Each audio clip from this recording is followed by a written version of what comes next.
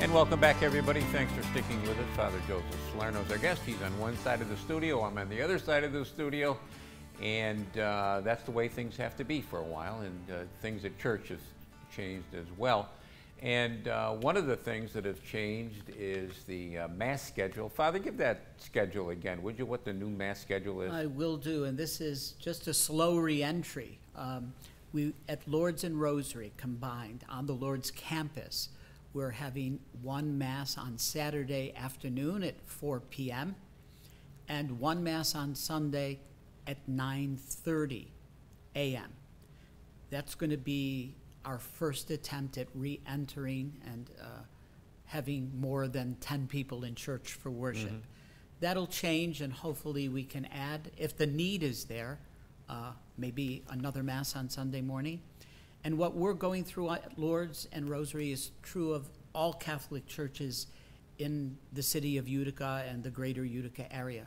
So please consult your parish church to know their schedule of reopening and re-entering into public worship.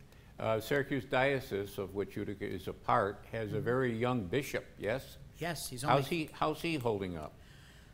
Good question. He has had baptism by fire as a bishop. He's only 57 years old. It's his very first year, and he's providing, I believe, excellent leadership for all of us, and doing his very best to make sure that we provide a safe environment for people to worship in, and that we do our best to provide spiritual worship and leadership for our parish families. If two jobs, being pastor of two churches, if that wasn't enough, you're also chaplain of the Utica Police Department and Utica Fire Department. Have there been some extra challenges in that job because of all this? Yeah, God bless the men and women of both departments who protect the public safety. Yes, I mean, I have not had as much direct contact with both departments because initially no one could visit firehouses, or it was even difficult to minister to the police department. But I've kept in contact in various ways, especially by phone, and now I've begun a process of re-entry and ministry with them and to them.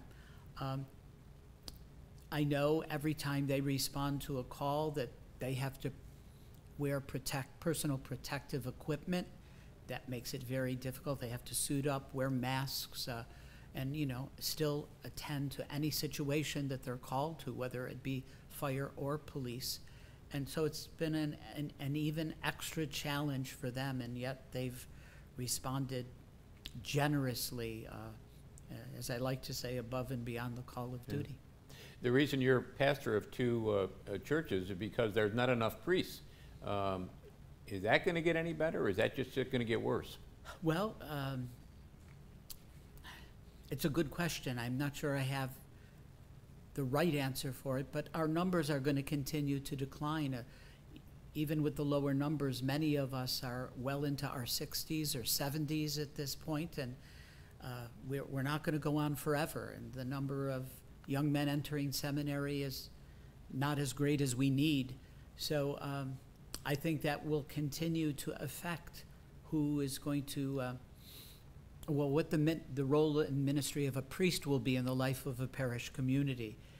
We may start seeing more and more lay leadership and lay parish administrators, but the number of priests are certainly going to be fewer than what we're used to and even presently have. Father, do you see women in the church playing more of a role than they do now? Mm-hmm. Oh, absolutely. The role of laity in general, men and women, is incredible. I could not pastor two parishes without the involvement of our lay leaders and lay ministers, both men and women. And in one sense, I like to tease and say women have always been in positions of leadership in the church and have really run our churches through their strong faith and their generous giving. But more and more laity are getting degrees in theology than ever before. And don't enter ministry blindly. they know who they are and what they're called to do and respond very generously.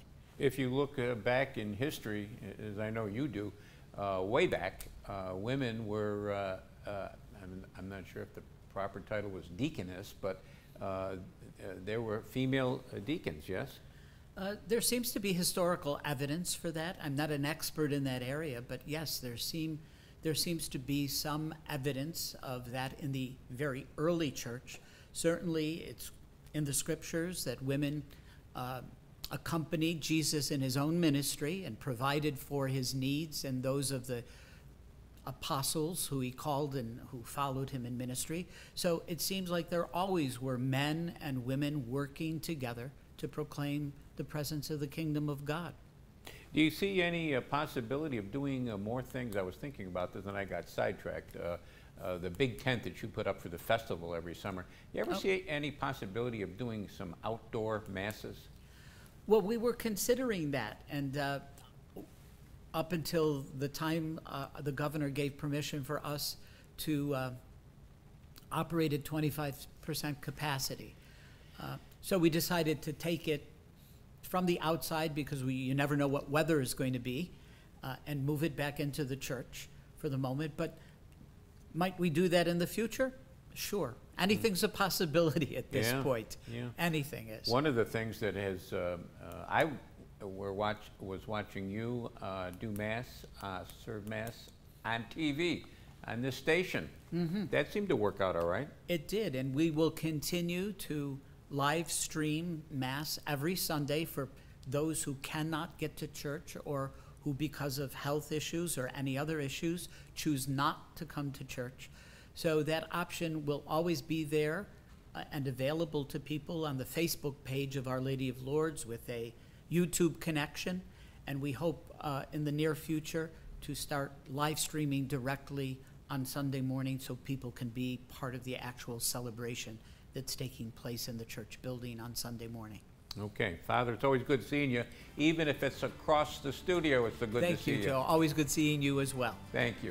That's going to do it for us this week. We'll be back next week. We'll do it all again. Don't forget cnyhomepage.com.